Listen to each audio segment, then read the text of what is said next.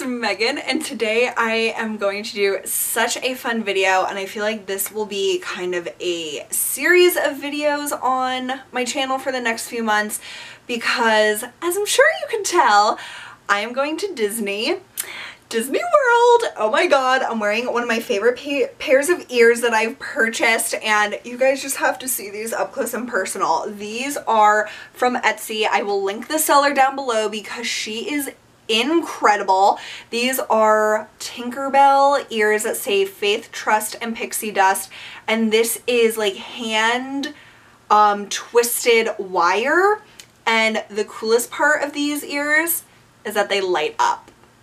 OMFG. So I'm just in love with them, and I knew I had to wear them for this video because I am going to just try to explain how I am planning this trip, because this is a family trip for myself, my younger sister, and my parents, and we have not been to Disney World since, man, I think 2010 was when we went. It was right before I went to college. So it's been a long time since we went as a family to Disney World. My mom and my sister went in 2016, I believe, just themselves, which they know broke my heart to pieces, but I didn't have enough vacation time, so there was reasons why I couldn't go. But they have went more recently, so they have like more experience with the way Disney is now, because now there's like the magic bands and all these different things that really didn't exist 8 years ago. So, and 8 years ago I didn't have any part of planning a vacation, but now I love planning vacations. I love planning stuff in general, and myself, my mom, and my sister, we all really wanted to go to Disney for like sometime in the winter time, and it was like our dream to go because we've never went when it's been decorated for Christmas, and my mom and sister went when it was decorated for Halloween, and that's another thing I really want to experience. But like my bucket list thing is to see Disney decorated for Christmas. So we're going in the winter time. I cannot wait. But we had to convince my dad to go. So I took it upon myself, because I really wanted this trip.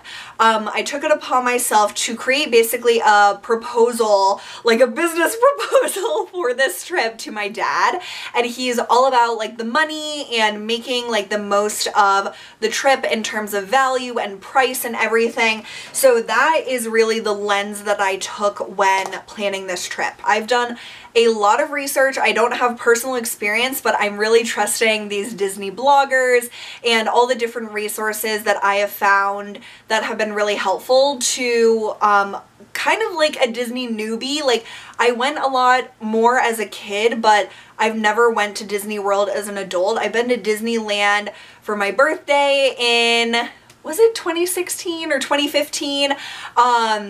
And we went for one day to Disneyland, so it's not like you had to plan anything really, we just kind of went. So this is like a much bigger deal because we're going for like multiple days. The Christmas decorations are supposedly still up until about January 10th. So anytime, like pretty much New Year's Eve and after, is cheaper to go than like, it's super expensive to go around like Christmas and stuff. So what I did, and I have a whole spreadsheet, and I'm like a spreadsheet type of person. It really just helps me visualize things and like comparing and contrasting and all that stuff. And so I've created a spreadsheet for myself, and I put different date ranges and all that information, like that basic stuff, like what day to what day. Like usually it's cheaper to fly during like the middle of the week to like a Saturday, as opposed to like Friday to Sunday is usually more expensive, just in terms of like air flights and stuff, which was something we really took into consideration because flights add up really quickly for multiple people in a family. So And I forgot to say, this was a video suggested by my subscriber and friend Kate. Thank you so much, Kate, for making me even think that this would be an interesting video idea, because I have done a lot of work to plan for this trip, and I hope that this is interesting and hopefully helpful to any of you who are going to Disney for the first time in a long time, or your very first time. And I'm no Disney expert, I'm a Disney lover, and I cannot wait to go, but I'm definitely not a Disney World expert. But there are so many resources out there, like Disney Tourist Blog is a blog that I've gotten a lot of information from, but you can just Google Disney World tips or specific things for each area, like Animal Kingdom, Magic Kingdom, all that stuff, and you'll just find pages and pages and blogs and blogs and blogs of information, and that's what I've tried to consolidate into my spreadsheets. But so what I did first was come up with a variety of date ranges. So we wanted to go for 4 to 5 nights and stay on Disney property.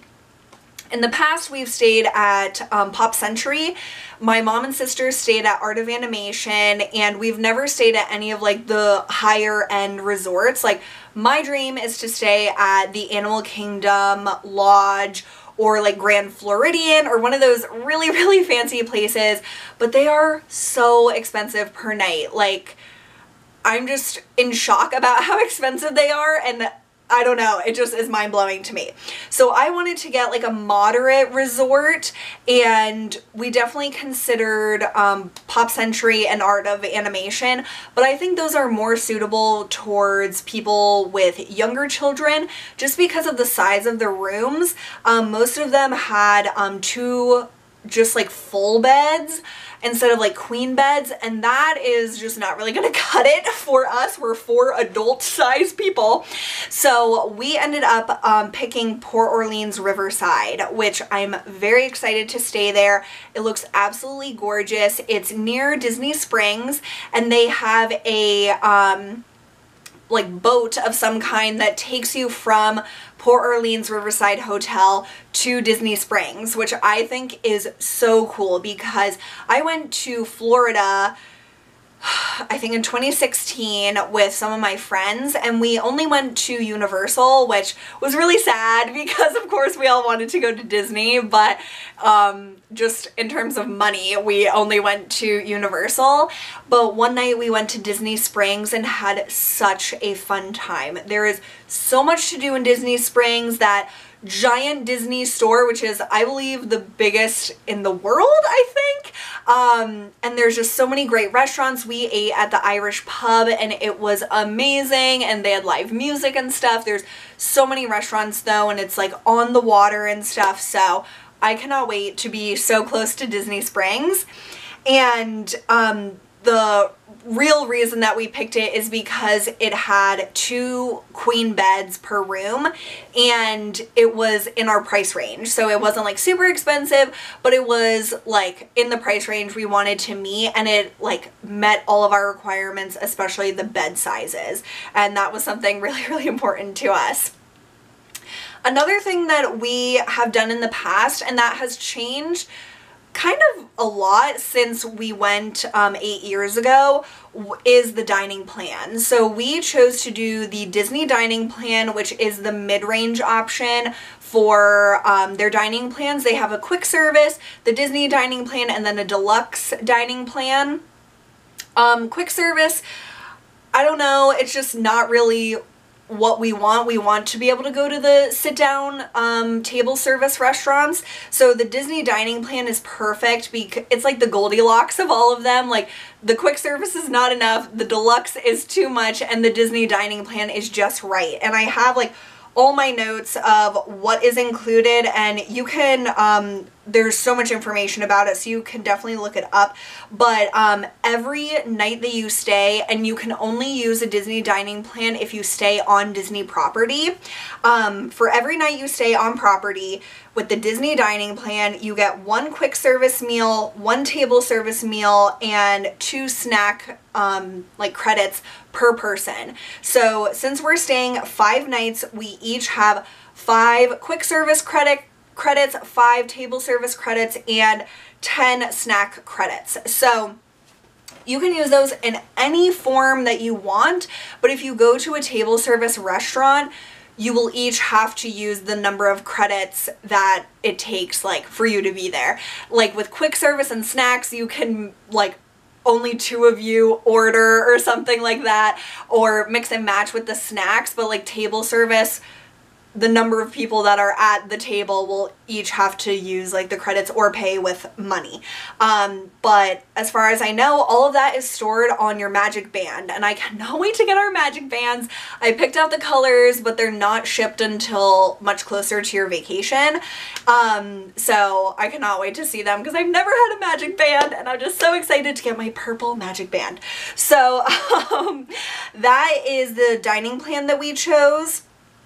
And the other thing that we did was, instead of getting park passes for every day, we chose to only get park passes for 3 of the 4 full days that we'll be there. So that saved us quite a bit of money. I know that, like, if we're at Disney, why don't you go to Disney every day?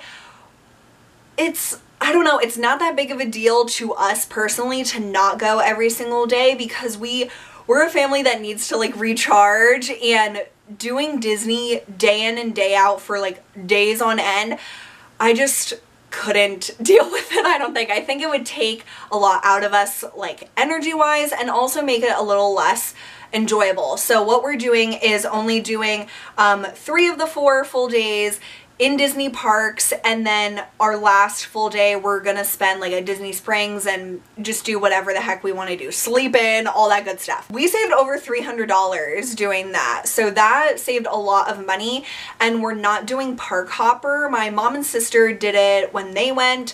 They got like some sort of deal where it was like free to do, so they did it, but they said they didn't really use it that much, and I know some people think that it's essential for you to get, but for our family we just didn't see the value in purchasing the extra park hopper option, so we saved money by not doing park hopper. So we're gonna do Animal Kingdom, Magic Kingdom, and Epcot for our 3 days, and I'm just so excited. So what I did to decide what day to do each park is you can look up the Disney park hours on their website. Like, they literally have the park hours for months and months and months. Like, they have the schedule already for you because they know people plan this so far in advance.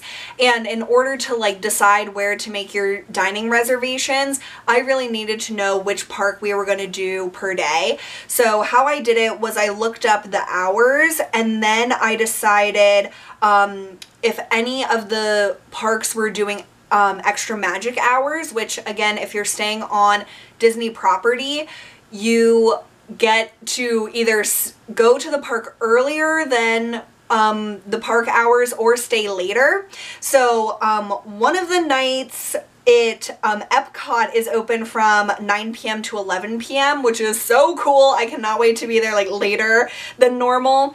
But the other days, none of the parks were doing extra magic hours. So Epcot is the only one where we'll get like extra time, but I am so excited to go to Epcot as an adult.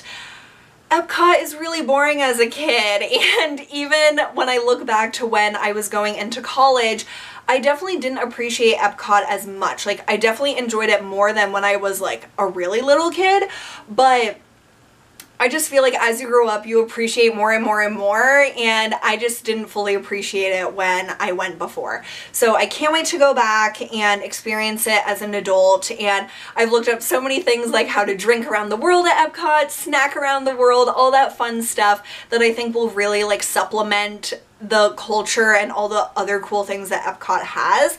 And so I'm just so excited to do that and to have those extra magic hours there. So that is kind of how I suggested this trip to my dad, and so I gave him like the printout of everything. I had the totals, I had the flight totals, I had everything laid out with like multiple options, and I became really well versed in it because I was researching so much, and so I was able to like answer his questions and stuff like that. And so he's the one that gave us the go-ahead to choose Port Orleans Riverside over some of the less expensive options because we want to be comfortable. It was just a much better choice for an adult family. So once he like said yes and we booked the trip, it was like, oh my god, it was such a relief and so exciting to do, for it to become a reality.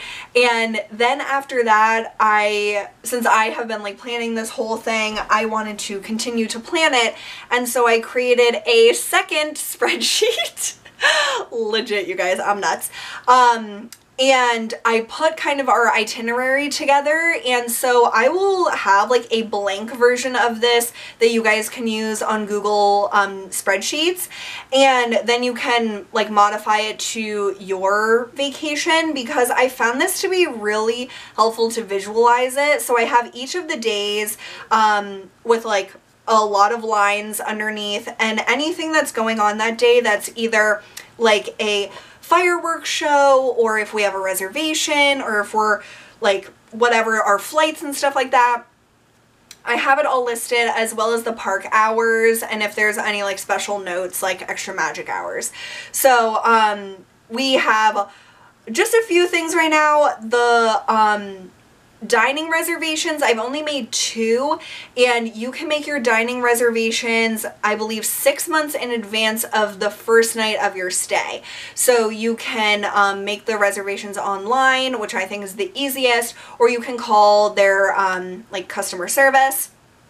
I have been using the My Disney Experience app and on their website, and I'll link that down below for you guys as well. I never heard of it before, but it is so incredible if you're planning a trip, because it gives you like a countdown of the days. It tells you, like, it reminds you things that you need to do, like if you haven't made dining reservations and it's 6 months or sooner that your first night is, you can start making those reservations. And for us, our fast passes, I believe it's 90 days before your first night that you can make your fast pass reservations, which again will be on your magic bands. That has like all that information on the My Disney Experience, and so it just reminds you, okay, it's not like open yet for me, but when it's open, you gotta get your butt in there and make those fast pass reservations for those like really awesome, more popular rides, like the Pandora rides in Animal Kingdom.